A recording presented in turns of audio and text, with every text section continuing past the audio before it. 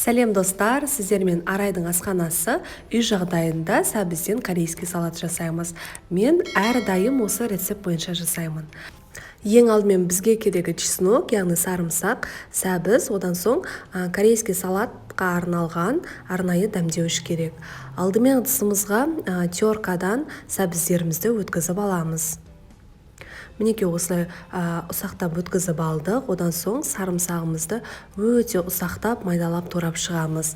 Барынша ұсақтағандарыңыз жақсы.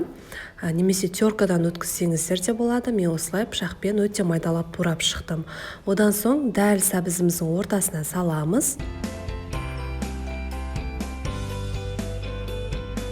Одан кейін дәмдеуіштерімізді салып шығамыз.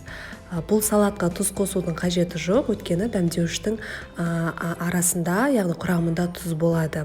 Одан кейін қызып тұрған сұйық майымызды, кішкене сұйық майымызды дәл сарымсақтың үстіне құйып шығамыз. Ыстық күйінше құюларыңыз керек.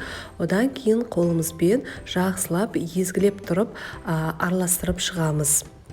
Мінекей біздің салатымыз дайын болды. Осы орайда бір шай қасық уксус қосып жіберсеңіздер де болады. Ерекше дәм береді. Мен әрдайым осы рецепт бойынша дайындаймын. Өте дәмді болып шығады. Және де өте оңай жасалады. Міндетті түрде жасап көріңіздер. Сіздермен бірге болған Арайдың асханасы. Қоштаспаймын. Келесі видео рецепте кездескенше.